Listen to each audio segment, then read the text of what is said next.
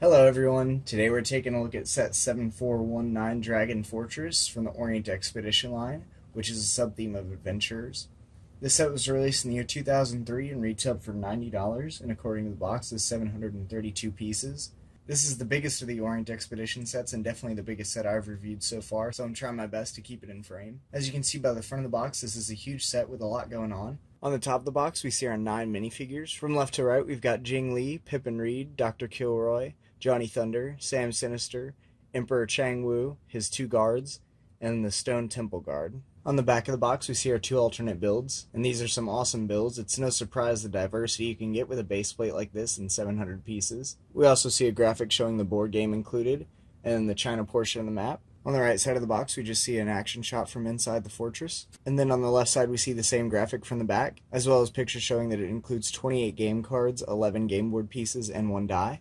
And then we even have some more action shots on the bottom. Here are the instructions, and it's a very thick booklet, as you can see by the spine here. And no surprise at this point, we've got a 4-page comic on the inside.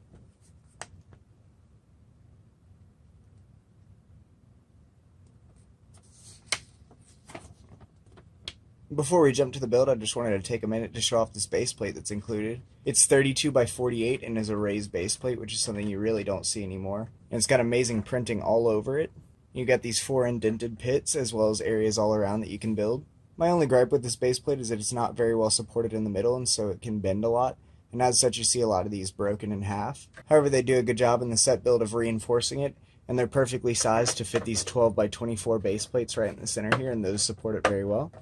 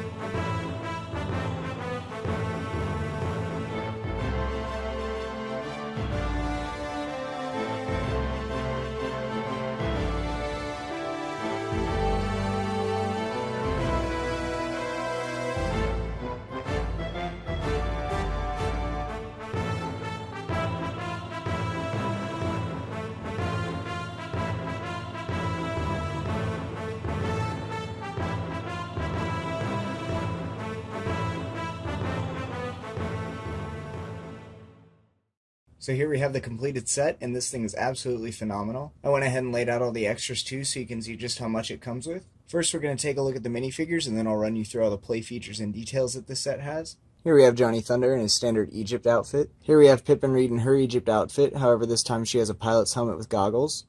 Although the set includes her classic pith helmet if you want to swap it out. Then we've got Dr. Kilroy in his standard Egypt outfit with his magnifying glass. Then we have Jing Lee, who's a freedom fighter and an aide to Johnny Thunder. The Chinese characters on her robe apparently translate to not in, which is a reference to a rebellion against the Emperor, Chang Liu. She's exclusive to this set, and I think she's a cool figure, although the choice of orange lips is a bit odd. In some lightings it's hard to see them, and it looks like she has no mouth. Then we have Sam Sinister in his classic outfit, although this time he has a cutlass. Next up is Emperor Chang Liu, who is also exclusive to this set. He has a very cool face printing and an ornamental chest printing. And then he's got this awesome extravagant cape, and he even has a ponytail printing on the back of his head. And then on the top of his staff here we've got a little dragon ornament. Next up we have the two palace guards, who are identical to the ones we saw on the Emperor's ship. Like I said there, I like their chest printing as well as the fact that they use this dish piece as a helmet and then have printing on that as well. Both these ones include these very large halberd pieces. Lastly, for our minifigures, we've got this stone guard, who is a very cool monochrome figure. He's also exclusive to this set. Breaking it down, we've got this classic castle shield here, just in a standard dark gray. He's also got a scimitar in dark gray. Then he's got a Basil the Batlord helmet here in dark gray, and I think Basil's is actually black, so I'm not sure if that's exclusive, but it's at least rare to get. And his face printing here is just absolutely amazing. I wish this came in more sets, but it's got those cool glowing soulless eyes.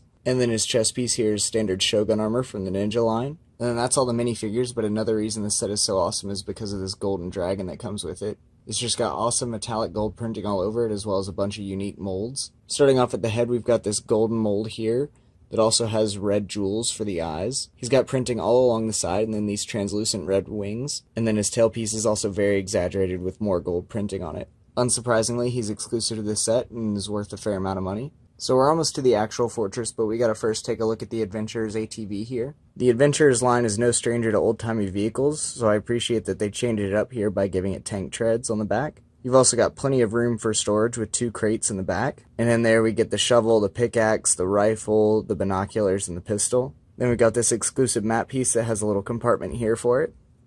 So we finally made it to the actual fortress, and as I've said before, this thing's absolutely incredible. Before we take a look at all the play features, I want to take a moment to appreciate the amount of detail that goes into this set from a visual standpoint.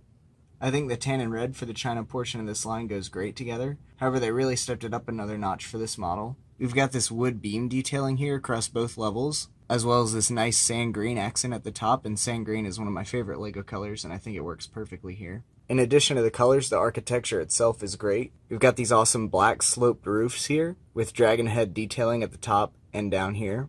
And another technique that I love that we saw in the Passage of Junchi is the use of these translucent heads as lanterns. And it has 4 of those hanging off the roof here on either side. Then we've got these vinyl banners hanging out the front here with the dragon decal.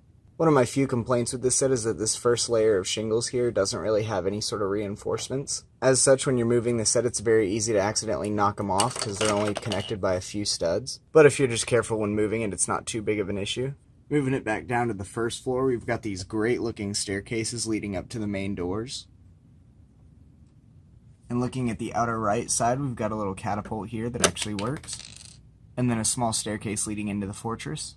We've got the same staircase on the left side, although we've also got this barrel with 3 fireworks or missiles, whatever you prefer. And they're very simple builds. And then on the outside of the second floor, apart from the great detailing, all we really have is this falling rock trap, which we'll take a closer look at on the inside. So turning it around, you can see it's got a very open back, which makes it great for play. Our first secret here is that this structure in the middle lifts off to reveal 3 gems underneath. Although to get to those, they have to make it past the first booby trap, which is just this trap door here that when you pull this pin, it drops the rocks from above. However, assuming they can make it past that, they can then take this ladder up to the second floor, where we see the falling rock traps that I showed you outside. They just tip up like that. And then I suppose again you can make it another trap for them while they're trying to get to the gold helmet. And then once they get the golden helmet, they're going to want to take it down to the basement. So in the basement, we've got another large set of doors that when open reveal the stone guard. The purpose of him is that the adventurers are supposed to place the 3 golden items that they received on their adventures, being the gold helmet from this set, the shield from Scorpion Palace, and then the sword from the Temple of Mount Everest. So once you do that, he gives you access to the 2 golden keys here, that we then take to unlock these 2 side doors here. And you open those to reveal these sets of gears. Now this whole section is actually secure in the middle here, although once we rotate these gears back, it unlocks the mechanism and then you can remove this whole wall. And then as you can see, it's got a very large compartment that stores the Golden Dragon, which marks the end of the Adventurer's Orient Expedition. So here we have the 28 game cards that are included in this. We've got a rifle, shovel, map, pistol, magnifying glass, pickaxe, guard, back door, halberd, Sam Sinister, binoculars, cutlass, key, door, guard, golden helmet, Chang Liu, front doors, trapdoor, ladder, falling rocks, back door, ATV, Jing Lee, Pippin Reed, Dr. Kilroy, Johnny Thunder, and lastly the Dragon card, which is the only card out of any of these series that doesn't have any sort of stats on it because it's the final prize of the game. So adjusted for inflation, the set retailed for $123.61. Current used prices have it at $151.25 according to Bricklink. Now personally that's more than I would pay for this set, however I absolutely understand why it goes for that much. As I showed you, it's got plenty of play features, awesome detailing, a full board game, and some great minifigures with even cooler accessories. I would have no problem paying the inflated $120 for this set. Anyways, with that we are finished with the Orient Expedition line. If you would like to, you can check out my playlist with the other 14 sets, and thanks for watching.